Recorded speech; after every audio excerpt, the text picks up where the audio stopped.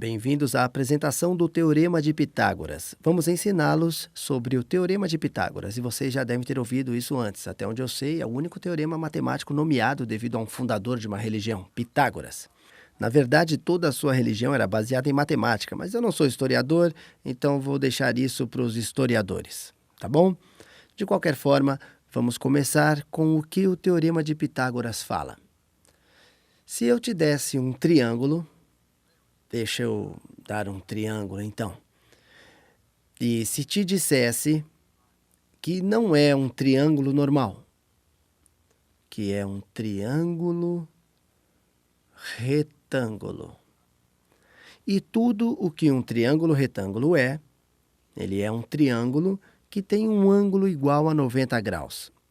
E vou deixar você pensar se é possível para um triângulo ter mais de um lado com 90 graus. De qualquer forma, tendo em mente que um triângulo retângulo é um triângulo que só tem um ângulo de 90 graus. E se você tem um triângulo retângulo, o Teorema de Pitágoras permite que você relacione as medidas dos três lados do triângulo retângulo. Se eu der 2 dos lados, podemos descobrir o terceiro. Então temos que mostrar o teorema para vocês. Deixa eu dar mais definições. Na verdade, só mais uma. Se esse é o triângulo retângulo, e um triângulo retângulo tem 90 graus, e simbolizamos isso usando os ângulos assim, tipo uma caixinha com um ponto no meio, em vez de desenhar uma curva como aquela, que tal não bagunçar demais o desenho, né? O lado oposto ao ângulo reto é chamado de hipotenusa. Hipotenusa. Realmente eu deveria procurar de onde essa palavra vem, porque eu acho que ela é uma palavra grande e indomável, e é até meio assustadora no começo. Com o tempo, vocês vão usar tanto a hipotenusa que ela vai parecer uma palavra normal, se bem que, quando olha, ela realmente é meio estranha. De qualquer forma, voltando a definições, a hipotenusa é o lado oposto ao ângulo de 90 graus. E se olhar para qualquer triângulo retângulo rapidamente, vai perceber que a hipotenusa é o maior lado do triângulo retângulo. Eu acho que acabamos com as definições por aqui. Então, o que o Teorema de Pitágoras realmente nos diz? Vamos chamar o comprimento da hipotenusa de C. O comprimento da hipotenusa. Hipotenusa. E que A seja o comprimento deste lado e B o comprimento desse lado. O que o Teorema de Pitágoras nos diz é que A ao quadrado mais B ao quadrado é igual a C ao quadrado. Essa é uma forma bem simples e é capaz de ser uma das fórmulas mais poderosas de toda a matemática. A partir dela, você entra na geometria euclidiana, na trigonometria, pode fazer qualquer coisa com essa fórmula. E vamos fazer isso nas próximas lições. Enfim, vamos testar essa fórmula, ou melhor, usar essa fórmula, talvez em outra apresentação. Então, temos um triângulo e lembre-se que tem que ser um triângulo retângulo. Vamos dizer que isso é um triângulo retângulo, que tem 90 graus. Tá ok? 90 graus. E se eu te dissesse que esse lado tem o comprimento de 4? Aliás, deixa eu mudar isso aqui. Esse lado tem 3 e esse lado tem 4. E queremos descobrir o comprimento desse lado. A primeira coisa que eu faço quando vejo um triângulo retângulo é descobrir qual é a hipotenusa. Qual lado é a hipotenusa? Bom, tem 2 jeitos de descobrir. Aliás, um só. Olha onde está o ângulo reto e o lado oposto a ele. Então, esta é a hipotenusa. Esse seria C na nossa fórmula do Teorema de Pitágoras.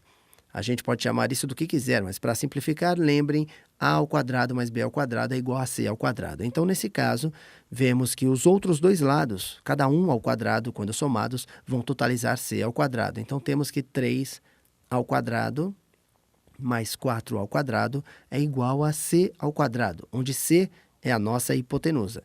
3 ao quadrado é 9, mais 16 é igual a C ao quadrado. 25 é igual a C ao quadrado. e parece ser mais ou menos 5, né? Mas sabemos que você não pode ter menos 5 em geometria. Então, sabemos que C é igual a 5. É igual a 5. Usando o teorema de Pitágoras, descobrimos, se sabemos os lados, e um lado é 3, o outro é 4, quando podemos usar o teorema de Pitágoras para isso. A hipotenusa desse triângulo tem o comprimento de 5.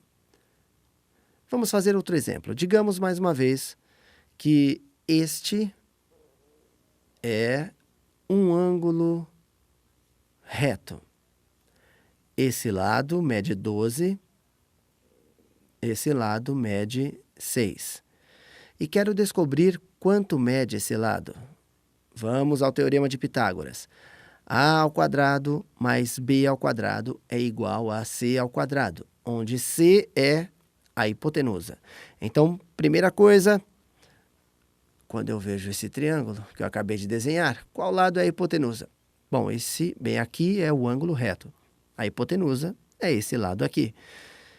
E também, só de bater o olho, posso dizer definitivamente é o maior lado do triângulo. Então, a gente sabe que a ao quadrado mais b ao quadrado é igual a 12 ao quadrado, que é 144. E sabemos que temos um lado, mas não temos o outro lado. Então, faz diferença? Qual lado substituímos para A ou B? Não, não faz diferença. É assim porque A ou B fazem meio que a mesma coisa nessa fórmula. Podemos pegar qualquer lado para ser A, contanto que não seja a hipotenusa. E vamos dizer que o outro lado é o B. Vamos dizer que esse lado é o B e esse lado é o A. A gente sabe o que A é. Pegamos 6 ao quadrado mais B ao quadrado é igual a 144. Então, temos que 36 mais B ao quadrado é igual a 144.